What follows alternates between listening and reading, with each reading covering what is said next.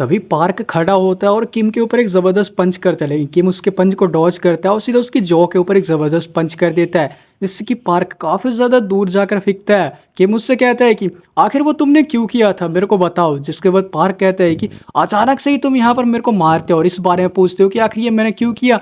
मैं यहाँ पर ऐसे बिल्कुल भी नहीं छोड़ने वाला हूँ, मैं पुलिस को कॉल करूंगा। किम कहता है कि आखिर क्यों तुमने उस डिलीवरी बॉय के साथ ऐसा किया था। जिसके बाद पार्क कहता है कि बस इतना ही, तुमने अचानक से पाप और उन सब चीजों के बारे में बात करना स्टार्ट कर दिया, मेरे को लगा कि कुछ तो होगा। पार्क खड़ा होता है, आप लोग देखते हैं किम एक जबरदस्त किक सीधा उसकी जॉ के नीचे करता है और देखते हैं उसके गले के ऊपर पैर रख के उसको नीचे दबा देता है और उससे कहता है कि पहले की चीजों के बारे में सोचना स्टार्ट करो कि आखिर एग्जैक्टली तुमने इस डिलीवरी बॉय के साथ करा क्या था। देखते हैं कि जो पार्क होता है उसको काफी तकलीफ होती है और जो पार्क का पास्ट होता है उसको दिखाया जाता है कि आखिर डिलीवरी बॉय के साथ उसने करा क्या होता है। देखते हैं डिलीवरी वाला वहां पर आया होता है और कह रहा होता है कि जो आपकी डिलीवरी फीस है ऑलरेडी पेड कर दी गई है। आप लोग देखते हैं उसके लिए वो नूडल्स लेके आया होता है और कहता है कि आपका दिन काफी ज्यादा अच्छा जाए। इतना कहने के बाद वो डिलीवरी बॉय वहां से जा ही रहा होता है, तभी जो पार्क होता है उसको कहता है 1 मिनट रुको, और तभी वो देखते हैं वो रुक जाता है। तभी वो जो नूडल्स का जो पैकेट होता है वो सीधा उसके फेस के ऊपर फेंक के मारता है डिलीवरी बॉय के फेस के ऊपर, इससे कि वो नूडल्स काफी ज्यादा गर्म होते हैं, उसका फेस बुरी तरीके से जल जाता है। पार्क गुस्से में उससे कहता है कि तुम्हें क्या लगता है कि मैं खुश हूँ, बादशाह कहीं क्या, वो किसी लोहे की चीज से उठाकर उसके सर के ऊपर वार करता है उसके फेस के ऊपर,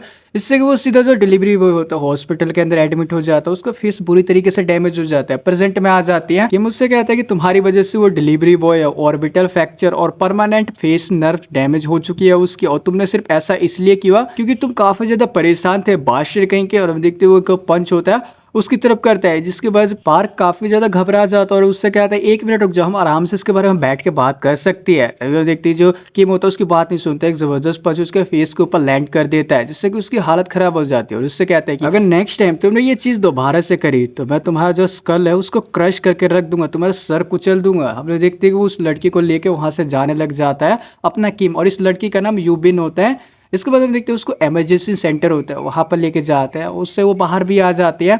इसके बाद किम उससे क्या होता है, तुम्हारी जो हड्डियाँ थी वो टूट चुकी थी, क्या तुम अभी ठीक हो।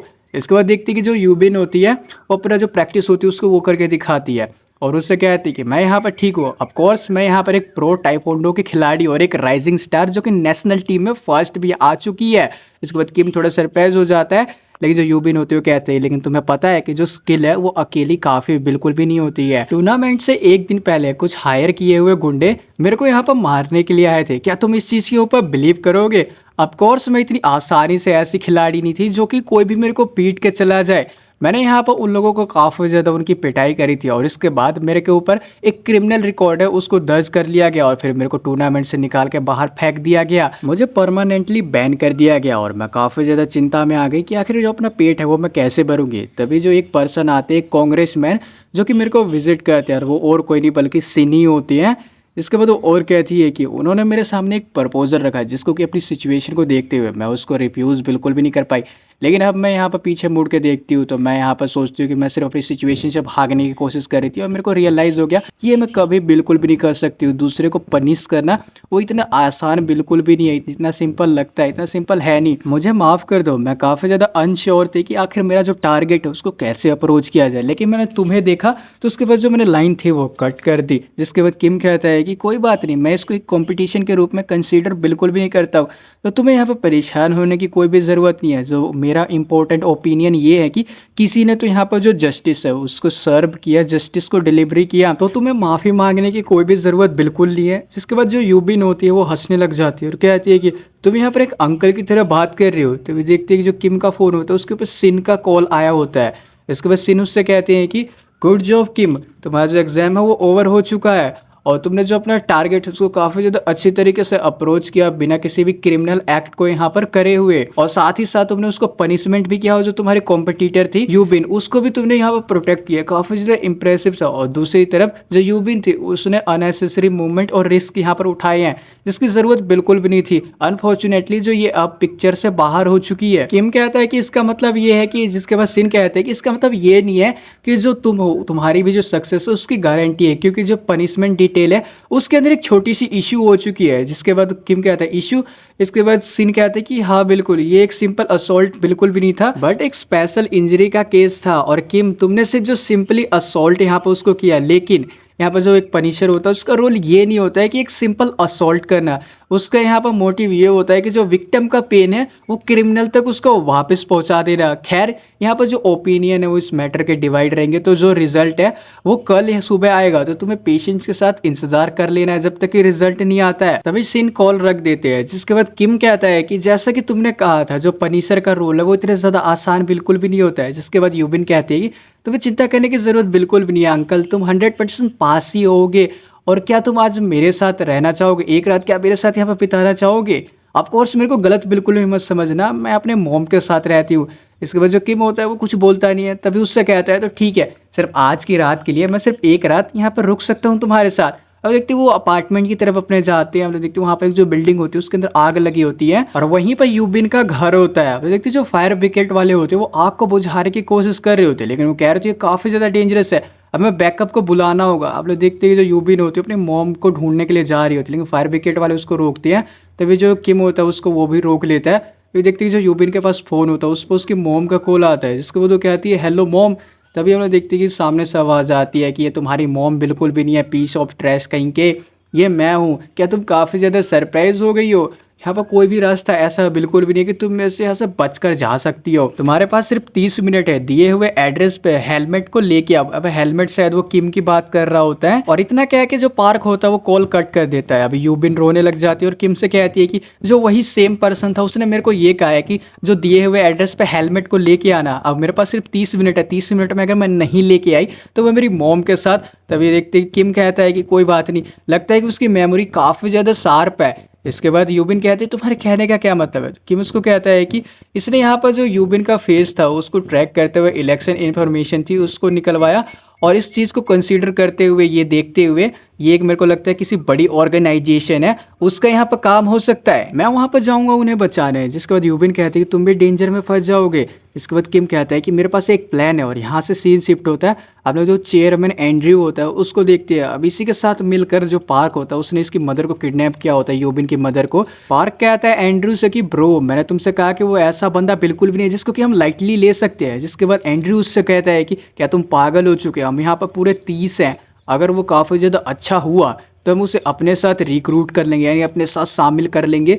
तभी हम लोग देखते हैं जो अपना किम होता है वो आ जाता है, सभी लोगों की यहाँ पर पिटाई करके वो सीधा डोर को ओपन करता है और सारे बंदों की पिटाई करके वो यहाँ पर पहुंच जाता है। जिसके बाद एंड्रयू उससे कहता है कि आखिर तुम कौन हो, उसको बिल्कुल भी पता नहीं होता है कि ये कौन है। इसके बाद वो किम उससे कहता है कि तुम्हें इसके बारे में जानने की ज़रूरत नहीं है क्योंकि तुम्हारा जो स्कल है वो क्रश होने वाला है अब, और मैंने तुमसे पहले ही कहा था कि अगर तुम्हें नेक्स्ट टाइम ऐसी कोई चीज़ करते हो तुम्हारा जो सर उसको मैं कुचल दूंगा। इसके बाद जो पार्क होता है काफ़ी ज़्यादा घबरा जाता है और कहता है ये बंदा वही है। इसके बाद एंड्रू कहता है कि क्या ये वही बास्टर है, और देखते ही जो किम होता है वो उनकी तरफ बढ़ रहा होता है।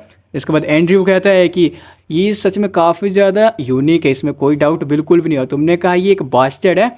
और हमें देखते हैं कि जो सामने एफ क्लास के जो बंदे होते हैं यानी फर्स्ट क्लास के जो बंदे होते हैं वो यहाँ पर किम की तरफ बढ़ते हैं। हमें देखते हैं उनमें से जो उनका लीडर होता है वो किम के सामने जाकर खड़ा हो जाता है और उससे कहता है कि आखिर कितने लोग हैं। जिसके बाद किम उससे कहता है कि मैं यहाँ पर सिर्फ अकेला हूँ। जिसके बाद सामने वाला बंदा कहता है कि मेरे को लगता है कि तुम झूठ बोल रहे हो, कोई ये मैटर बिल्कुल भी नहीं करता है कि आखिर तुम लोग कितने हो, कितने लोगों को तुम अपने साथ लेके आओ, लेकिन तुम यहीं पर आज मरोगे। हम लोग देखते हैं वो इतना ही कहता है कि उसका जो फेस होता है उसको पकड़कर सीधा नीचे पटक देता है। हम लोग देखते हैं उसका जबड़ा होता है वही खुल जाता है बुरी तरीके से। इसके बाद एंड्रयू कहता है कि अगर तुम लोग खड़े खड़े यहाँ पर करके आ रहे हो जाकर उसको मारो बास्टर को। देखते हैं सारे बंदे उसकी तरफ भागते हैं किम की तरफ। किम उनमें से एक जो बंदा होता है उसका हाथ पकड़ लेता है। तभी हम देखते हैं कि जो एक पीछे से बंदा आता है और किम को कसकर पकड़ लेता है, और सामने से एक बंदा उसके ऊपर पंच करने के लिए जा रहा होता है, लेकिन किम उससे डॉज कर लेता है। जो पीछे बंदा खड़ा होता है वो पंच सीधा उसके फेस के ऊपर जाकर लगता है। और देखते हैं जो किम होता है उस पीछे वाले बंदे को तभी पकड़ता है और सामने वाले बंदे के ऊपर ही फेंक देता है, उसको ऊपर ही पटक देता है।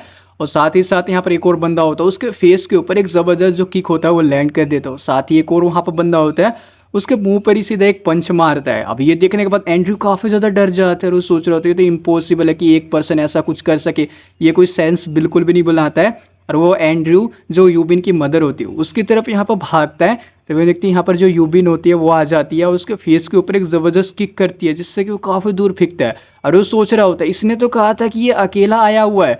और साथ ही साथ हम लोग पार्क को देखते हैं जो कि काफ़ी ज़्यादा घबराया होता है, लेकिन यूबिन उसके पास आते हैं, उसके जो सीधा पसलियों के ऊपर ये किक मारती है जिससे कि उसकी पसलियाँ होती है वो यहाँ पर ब्रेक हो जाती है। उसने अपना बदला ले लिया होता है और साथ ही साथ हम देखते हैं किम उसके पास आता है, पार्क के पास, उससे कहता है कि मैंने डेफिनेटली तुम्हें यहाँ पर वार्न किया था।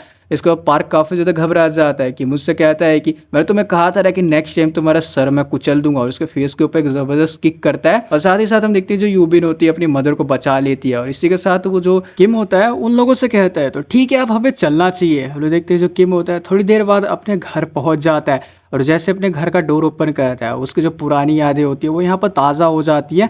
और तभी हम लोग देखते हैं उसने साथ साथ जो यूबिन है उसकी मदर को भी यहाँ पर लेके आया होता है। यूबिन कह रही होती है कि तुम्हारा तो घर इतना ज़्यादा बड़ा है, इतना ज़्यादा बड़ा घर होते हुए तुमने आखिर क्यों कुछ नहीं कहा था, क्या हम सच में यहाँ पर रह सकती है। इसके बाद किम उससे कहता है कि हाँ जब तक तुम चाहो यहाँ पर रह सकती हो, मैं होप करता हूँ कि तुम दोनों को काफ़ी ज़्यादा कंफर्टेबल फील होगा। इसके बाद यूबिन कहती है कि हम लोग यहाँ पर, और ये तो तुम्हारा घर है तो तुम आखिर कहाँ रहोगे। जिसके बाद किम कहता है कि मैं यहाँ पर वापस बिल्कुल भी नहीं आने वाला हूँ। लेकिन जो यूबिन होती है कहते हैं कि आई एम श्योर तुम्हारे दिमाग के अंदर जो कुछ भी चल रहा है उसको तुम कंप्लीट करोगे, जब तक कि हम तुम्हारा घर है उसका ख्याल यहाँ पर रखेंगे, जब तक कि तुम वापस नहीं आ जाते हो। देखते किम बाहर निकलता है और वो सोच रहा होता है कि मैं अभी घर लौटने वाला बिल्कुल भी नहीं हूँ, जब तक कि जो गनवे है उसको जागने से पहले एक जो वर्ल्ड है उसको पूरी तरीके से चेंज कर दूंगा मैं, अगर ज़्यादा देर नहीं हुई है तो। किम के फ़ोन के ऊपर एक मैसेज आया होता है जिसको कि उसको हेडक्वार्टर बुलाया गया होता है। हम लोग देखते हैं वो हेडक्वार्टर जाने के लिए निकल जाता है और वो एक जगह पर जाके पहुंचता है। हम लोग देखते हैं वहाँ पर एक गेट कीपर होता है जो कि पनिशमेंट हेडक्वार्टर मैनेजमेंट टीम से होता है, और इसका नाम मुन होता है। किम उसको वो मैसेज दिखाता है जिसको मुन उससे कहता है कि मेरे को पता था, मेरे को इन्फॉर्म किया गया था कि तुम आने वाले हो, लेकिन मैंने एक्सपेक्ट नहीं किया था तुम इतनी जल्दी आ जाओगे। अब देखते हैं कि उसको एक सीक्रेट कमरे के थ्रू, एक सीक्रेट गेट के थ्रू एक जगह पर लेके चला जाता है जहाँ पर कि एक अलग सी ये फैसिलिटी पूरी बनी हुई होती है जहाँ पर काफी सारे एजेंट्स होती है। किम ये देखकर काफी ज्यादा सरप्राइज हो जाता है और वो सोच रहा होता है क्या एक रिमॉडल प्लेस है, इसको पहले मिलिट्री फैसिलिटी के लिए यूज़ किया जाता था, और जो सोल सिटी उसके मिडल में ऐसी जगह मैंने तो एक्सपेक्ट बिल्कुल भी नहीं करी थी। वहाँ पर एक एजेंट आता है और कहता है कि मैं आपका ही इंतज़ार कर रहा था, प्लीज़ मेरे को फॉलो कीजिए। और साथ ही यहाँ से सीन शिफ्ट होता है, हम सिन को देखते हैं जो कि और जो पनिशर्स होते हैं उसके साथ मीटिंग कर रहे होते हैं, यानी कि किम के अलावा और भी काफ़ी सारे पनिशर है। किम 10वां पनिशर होता है। तभी किम मीटिंग रूम के अंदर एंटर कर जाता है। हम लोग देखते हैं कि सिन कह रहे होते हैं कि ये हमारा 10वां पनिशर है जिसका कि नाम किम है। हम लोग देखते हैं वहाँ पर और काफ़ी सारे पनिशर्स बैठे हुए होते हैं। और इसी के साथ ये वाला एपिसोड यहीं पे एंड हो जाता है। आई होप तुम लोगों को जो एक्सप्लेनेशन है वो काफ़ी ज़्यादा अच्छी लगी होगी। अगर अच्छी लगी हो तो चैनल को सब्सक्राइब कर देना और वीडियो को लाइक कर देना। मैं मिलता हूँ उससे नेक्स्ट एपिसोड में, तब तक के लिए बाय बाय।